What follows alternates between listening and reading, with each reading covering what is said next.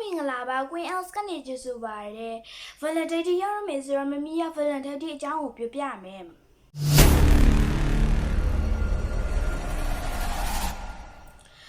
တကယ်တော့ Valentine ဆိုတာ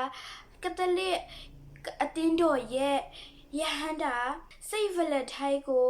အောင်မေတ္တရဖို့အဲ့ဒီနေ့ကိုကျင်းပတာဖြစ်ပါတယ်မမီးကစိတ် Valentine ရဲ့အကြောင်းကိုပြောပြရမယ်အဲ့အကြောင်းသိချင်လို့ရှိရင်တော့မမီးရဲ့ဗီဒီယိုကိုအဆုံးထိကြည့်ပေးနော်ခရစ်တဂရီ926ခုနှစ်မှာရောမမြို့ကိုဘုရင်ကလောဒီယပ်အုပ်ချုပ်ခဲ့တယ်အဲ့မှာသူတို့စစ်ပွဲကြီးတစ်ခုကိုဆုံးရှုံးခဲ့တယ်အဲ့မှာစစ်တီတော်တွေလည်းအများကြီးနေပါသွားတယ်ဒါကြောင့်ဘုရင်ကပြည်သူလူထုတွေကိုစစ်မှုထမ်းခိုင်းတယ်ဒါပေမဲ့ပြည်သူလူထုတွေကပြောပြည်သူလူထုတွေကစစ်မှုမထမ်းချင်ဘူးသူတို့မိသားစုနဲ့ပဲတူနေချင်တယ်လို့ပြောလာတော့ဘုရင်ကအိမ်ထောင်မပြရဆိုပြီးတော့ဥပဒေထုတ်လိုက်တယ်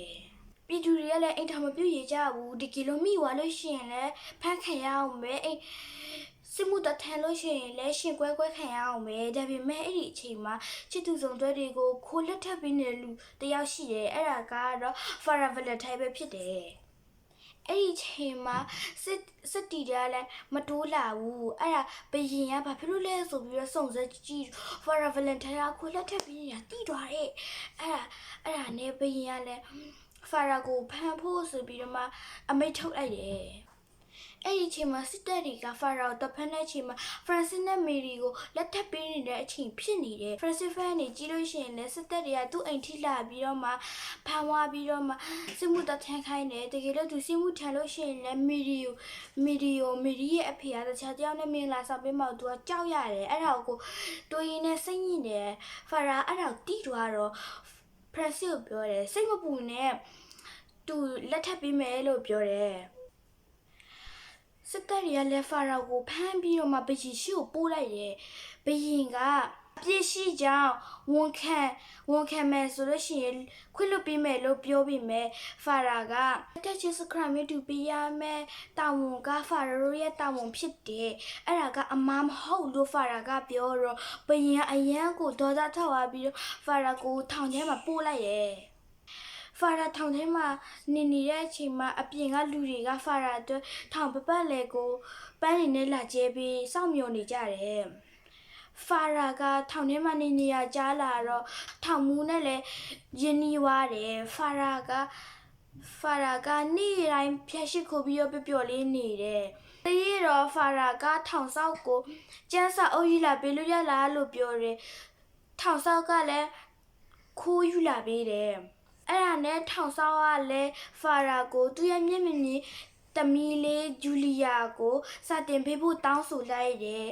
Farah ကလည်းလက်ခံလိုက်ပြီးတော့မှနေ့တိုင်း Farah ကဂျူလီယာကိုဖျားစကားတင်ပေးတယ်ဂျူလီယာလည်းနေ့တိုင်းကောင်းသားထောင်ပြီးတော့မှဖျားစကားတွေတစ်ဖြည်းရလာတယ်တရေတော့ဂျူလီယာကဖျားသခင်ကိုဖူးမြော်ခြင်းနဲ့မျက်စိပြန်မြင်လာခြင်းလို့ Farah ကိုပြောတော့ Farah ကလည်းဂျူလီယာရဲ့မျက်စိကိုကုသပေးတယ်ဆုလည်းဆုတောင်းပေးတယ်နေ့တိုင်းဆုတောင်းပေးတယ်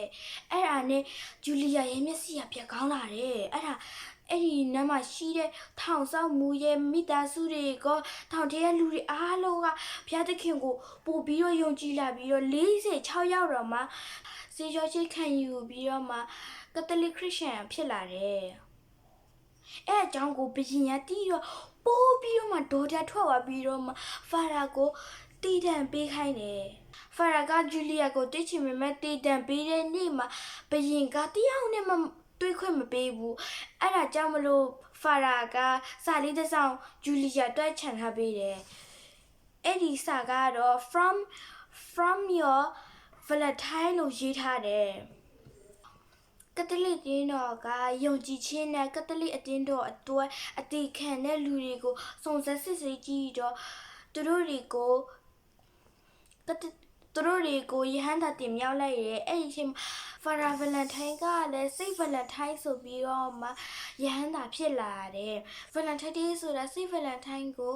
အောင်မေတ္တရပြီးတော့မှဆုတောင်းတဲ့ပွဲနေ့ဖြစ်တယ် Saint Valentine ဟာကက်သလစ်အသင်းတော်မှာ